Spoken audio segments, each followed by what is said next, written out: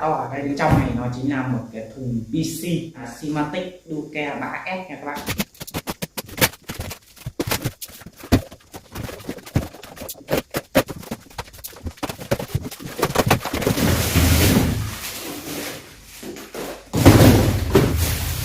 Và thì đây chính là cái vỏ thùng chính của Simatic Duke 3S.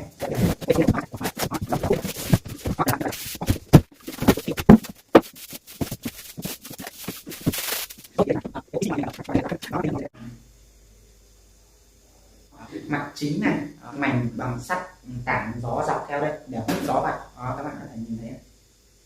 Đó, đằng trước được trang bị 3 cái fan sẵn theo cái vỏ thùng này luôn. Đây là có một cái mặt kính này, đó là cái mặt này để xem nội tạng của một cái bộ PC mà các bạn khi lên cái kênh hoàn chỉnh.